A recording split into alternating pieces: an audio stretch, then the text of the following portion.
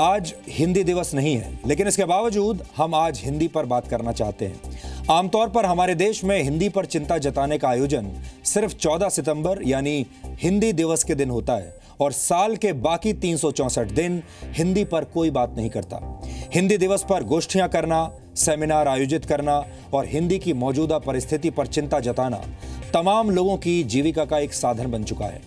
इसी के आधार पर कई साहित्यिक दुकानें भी चलती हैं, लेकिन पिछले कई वर्षों से हिंदी पर लगातार चिंता जताने के बावजूद हिंदी की स्थिति सुधर नहीं रही है। और आज हमारे पास हिंदी के गढ़ उत्तर प्रदेश से एक ऐसी खबर आई है जिसने हमें बहुत चिंतित कर दिया है। और वो खबर ये है कि उत्तर प्रदेश में 10वीं क्लास की परीक्षा में हिंदी विषय में करीब 5 लाख से ज्यादा छात्र फेल हो गए हैं। हम हिंदी के बहुत बड़े पक्षधर रहे हैं और हमारे लिए तो हर दिन ही हिंदी दिवस के समान होता है, क्योंकि हम आपको हर रोज हिंदी में ही खबरें दिखाते हैं और आपसे हर रोज हिंदी में ही बात करते हैं। इसलिए ये खबर हमें बहुत चिंतित कर रही है। जिस प्रदेश में भाषा के तौर पर हिंदी की पूजा होती हो, वहां की नई पीढ़ी हिंदी से परहेज करने लगे तो ये अपने आप में एक भाषाई आपातकाल है। उत्तर प्रदेश देश का वो राज्य है जिसने हमारे देश को बड़े बड़े साहित्यकार दिए हैं, लेखक दिए हैं। साहित्य की दुनिया के तमाम बड़े बड़े नाम इसी राज्य से आते हैं, उत्तर प्रदेश से ही आते हैं। मुंशी प्रेमचंद, महावीर प्रसाद द्विवेदी, राष्ट्रकवि मैथिली शरण गुप्त, अयोध्या सिंह उपाध्याय हरिऔध, आचार्य रामचंद्र शुक्ल, जयशंकर प्रसाद, सुभद्रा कुमारी चौहान, महादेवी वर्मा, हरिवंश राय बच्चन, धर्मवीर भारती। ये सूची बहुत लंबी है, लेकिन हमने इन साहित्यकारों के नाम आपको इसलिए आज बताए क्योंकि इन साहित्यकारों की रचनाएं बहुत से लोगों ने अपने स्कूल में जरूर पढ़ी होंगी। लेकिन इसके बावजूद उत्तर प्रदेश में अब हिंदी की स्थिति इतनी खराब हो गई है कि यहाँ के लाखों छात्र हिंदी में फेल हो रहे हैं। इससे भी ज्यादा चिंता की बात यह है कि वो हिंदी पढ़ना ही नहीं चाहते। आजकल के छात्रों का मन हिंदी में क्यों नहीं लगता है? लोगों को इंग्लिश ज्यादा पसंद है, इंग्लिश, साइंस, मैथ, ये सब हम लोगों को ज्यादा इंटरेस्ट है। हिंदी में उतना नहीं, ज्यादा ध्यान इंग्लिश पे देते हैं, इसलिए हिंदी में कम नंबर आता है। क्या अब हिंदी से छात्रों का मोह भंग हो गया है? मुझे इंग्लिश में थोड़ा अभी पता है, मतलब इंग्लिश में मुझे आता है, ट्रांसलेशन ये सब आता है थोड़ा बहुत, लेकिन हिंदी थोड़ा हाँ अवॉइड करते हैं थोड़ा। मातृभाषा हिंदी को लेकर उत्तर प्रदेश में ऐसी उदासीनता। बच्चे जो है हाई स्कूल के समझते नहीं कि क्या लिखा गया है। कबीर सुर तुलसी को बिल्कुल छोड़ दिया गया है, जिसके कारण जो है ये हिंदी की दुर्दशा है। अगर आप हिंदी से प्रेम करते हैं तो आज आपको इन छात्रों की बातें सुनकर बहुत दुख हो रहा होगा, लेकिन अभी आप अपनी भावनाओं को संभाल कर रखिए, क्योंकि आगे हम आपको जो सुनाने जा रहे हैं उससे आपका दुख कम नहीं होगा बल्कि और ज्यादा बढ़ जाएगा। मेरी मातृभाषा हिंदी नहीं है, मेरी मातृभाषा गुजराती है। लेकिन मैं कभी सोचता हूं कि अगर मुझे हिंदी भाषा बोलना न आता, समझना नहीं आता, तो मेरा क्या हुआ होता। और मुझे तो व्यक्तिगत रूप में भी इस भाषा की ताकत क्या होती है उसका भली भांति मुझे अंदाज है। हमारे देश में हिंदी भाषा का आंदोलन उन लोगों ने चलाया है जिनकी मातृभाषा हिंदी नहीं थी। 20वें हिंदी दिवस पर प्रधानमंत्री नरेंद्र मोदी ने हिंदी की ताकत का एहसास कराया था, लेकिन हिंदी की जन्मस्थली यूपी में ही हिंदी को एनर्जी ड्रिंक की जरूरत है।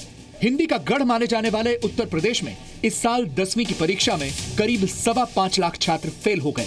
यूपी जैसे हिंदी भाषी क्षेत्र के अंदर अगर बच्चे हिंदी में फेल हो रहे हैं तो कहीं ना कहीं ये सोचना पड़ेगा कि बेसिक स्तर पर हमारे जो टीचर्स हैं, जो विद्यालयों में शिक्षा दे रहे हैं, वो किस स्तर के हैं, उनको किस तरीके से शिक्षित कर रहे हैं बच्चों को। हिंदी के गढ़ में हिंदी की दुर्दशा के ये आंकड़े बहुत चौंकाने वाले हैं, इसलिए हमने तय किया कि हम पूरे प्रदेश के छात्रों से बात करेंगे और ये समझने की कोशिश करेंगे कि आखिर समस्या कहाँ है और यहाँ के छात्रों का मन हिंदी से क्यों उचट रहा है। सबसे पहले हमने जौनपुर के छात्रों से बात की। इनसे बात करके हमें लगा कि अब छात्र हिंदी के बजाय अंग्रेजी को ज्यादा तरजीह दे रहे हैं और उन्हें लगता है कि हिंदी में अब स्कोप नहीं बचा। हमारे दोस्तों को इंग्लिश ज्यादा पसंद है, इसलिए उन लोगों का हिंदी में नंबर कम आया है। लोग सोचते हैं हिंदी में आगे स्कोप नहीं, इसलिए उस पर ज्यादा ध्यान नहीं देते हैं। कन्नौज में तो छात्रों को यह भी नहीं पता था कि हमारे देश में हिंदी दिवस कब मनाया जाता है। हाँ, अंग्रेजी के प्रति उनके मन का प्रेम साफ तौर पर झलकता है। हिंदी दिवस कब मनाया जाता है? हिंदी दिवस सर, हिंदी दिवस का नहीं याद। हिंदी दिवस कब मनाया जाता है? हिंदी दिवस फैजाबाद में भी हमें हालात कुछ ऐसे ही दिखे। यहाँ भी छात्रों का अंग्रेजी प्रेम हिंदी के बजाय ज्यादा दिखा।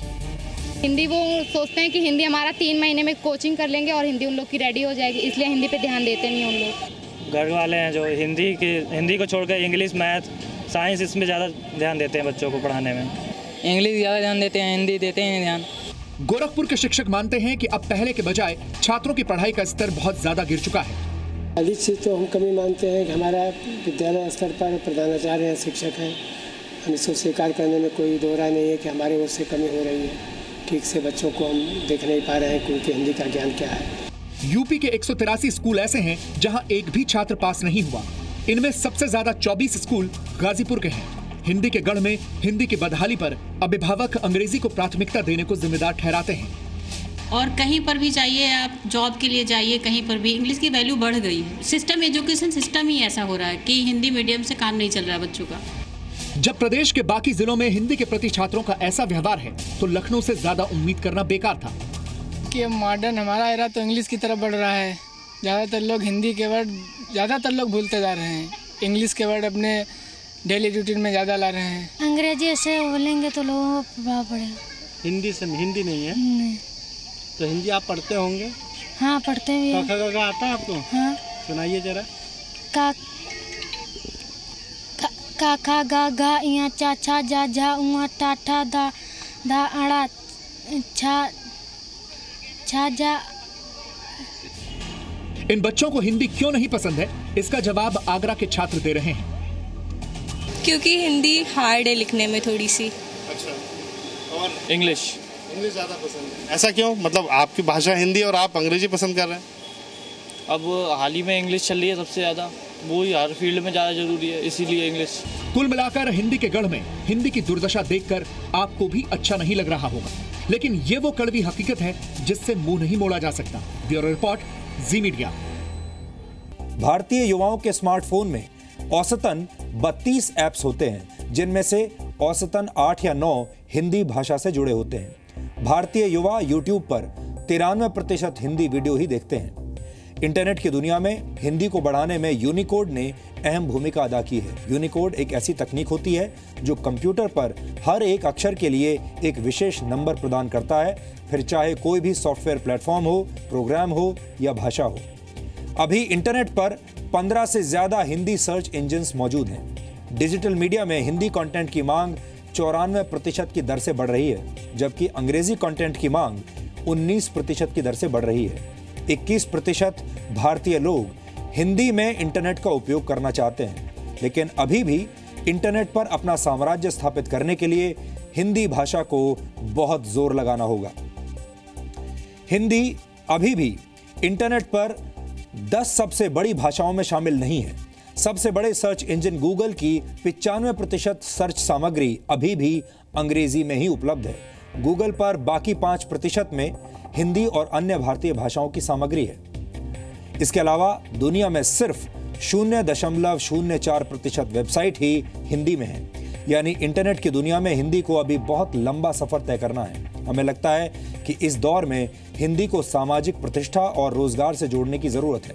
इसके बगैर नई पीढ़ी के मन में हिंदी भाषा के प्रति सम्मान पैदा नहीं होगा। अलग अलग विषयों पर अक्सर भारत की तुलना चीन से की जाती है, लेकिन अपनी भाषा को सहेजने का जो काम चीन ने किया है उसके बारे में हम सोच भी नहीं सकते।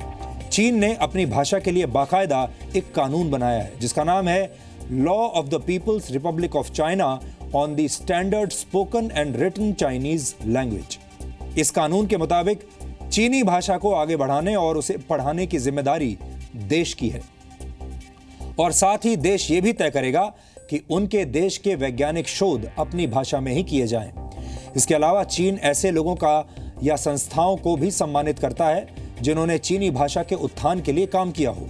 चीनी भाषा वहां की आधिकारिक भाषा है और देश के किसी भी संस्थान की आधिकारिक भाषा चाइनीज या मैंडरिन है। इसके अलावा चीन के हर एक स्कूल में शिक्षा की बेसिक लैंग्वेज चाइनीज है। वहां के लोगों की किताबें भी, वहां स्कूलों की जो किताबें हैं वो भी सिर्फ चीनी भाषा में ही छापी जा सकती हैं। चीन में यह भी नियम है कि अगर किसी विदेशी भाषा में कोई किताब छापी जाती है तो उस पर चीनी भाषा में नोट्स लगाना जरूरी है। चीन में ब्रॉडकास्टिंग यानी प्रसारण की भाषा भी चाइनीज ही है और अगर टीवी प्रसारण में किसी विदेशी भाषा का इस्तेमाल करना हो तो इसके लिए चीन के स्टेट काउंसिल की इजाजत लेनी होती है। चीन में सड़कों पर लगने वाले साइन बोर्ड्स और विज्ञापनों के बिल बोर्ड्स के लिए भी चीनी भाषा का ही इस्तेमाल होता है। कंपनियां या संस्थानों के नाम भी चाइनीज में ही लिखने जरूरी हैं। यहां आपके लिए हमारे पास एक एक्स्ट्रा जानकारी भी है। वर्ल्ड इकोनॉमिक फोरम ने एक पावर लैंग्वेज इंडेक्स तैयार किया था। इस इंडेक्स में वो भाषाएं शामिल हैं जो वर्ष 2050 तक दुनिया की सबसे शक्तिशाली भाषाएं होंगी। हिंदी भी इस सूची में पहली 10 भाषाओं में शामिल है। वर्ष 2050 को ध्यान में रखकर तैयार किए गए इस इंडेक्स में हिंदी भाषा 10वें नंबर पर है, लेकिन इसमें उर्दू और हिंदी की स्थानीय बोलियों को नहीं जोड़ा गया है। अगर उर्दू और हिंदी बोलियों को भी इसमें जोड़ लिया जाए तो वर्ष 2050 तक हिंदी दुनिया की 8वीं सबसे ताकतवर भाषा बन जाएगी।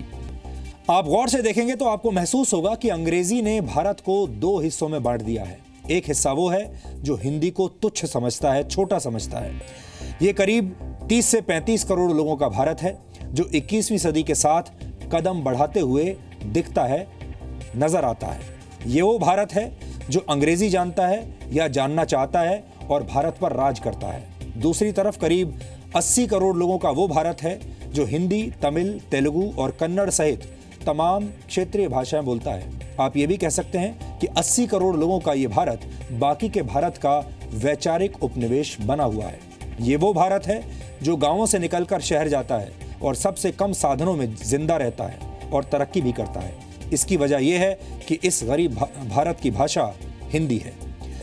वैसे बात सिर्फ हिंदी की नहीं होनी चाहिए बल्कि हमारे देश के बाकी क्षेत्रीय भाषाओं की भी होनी चाहिए, क्योंकि अंग्रेजी की वजह से ये भाषाएं भी बर्बाद हो रही हैं। जब तक ये भाषाएं सरकारी कामकाज और रोजगार की भाषाएं नहीं बनाई जाएंगी तब तक इनकी कोई पूछ नहीं रहेगी और इनका सम्मान भी नहीं होगा। हमारे देश में बुद्धिजीवियों ने इंग्लिश को अपनी आधिकारिक भाषा मान लिया है। डिजाइनर, पत्रकारों और बुद्धिजीवियों के बीच ये कहने का फैशन है, माई हिंदी इज बैड, यानी मेरी हिंदी अच्छी नहीं है। वहीं माई इंग्लिश इज बैड कहना एक तरह की नॉलेज बैंक्रप्सी यानी ज्ञान की कमी माना जाता है। हालात ये हैं कि अगर आप कहें कि आपको अंग्रेजी नहीं आती तो आपको अनपढ़ मान लिया जाता है, और अगर कोई कहे कि वो अंग्रेजी में बात करना चाहता है और उसे हिंदी नहीं आती, उसे फैशनेबल माना जाता है। अंग्रेजी बोलते हुए या लिखते हुए कोई गलती कर देता है तो उसे कोई माफ़ी नहीं है, उसे कमतर समझा जाता है। लेकिन हिंदी में गलतियां करने के बाद भी किसी के मन में प्रायश्चित की भावना नहीं आती। देश में आपने किसी को इस बात पर शर्मिंदा होते हुए नहीं देखा होगा कि वो हिंदी बोलते या लिखते हुए कोई गलती कर रहा है। हमें लगता है कि अंग्रेजी को अलीट यानी संभ्रांत वर्ग की भाषा बनाने के लिए एक खास वर्ग ने एक खास तरह की मार्केटिंग की है और ऐसे हालात पैदा कर दिए हैं जिनमें हिंदी बोलने वालों के मन में अपने आप ही हीन भावना आ जाए, और इसे हमें तुरंत रोकना होगा।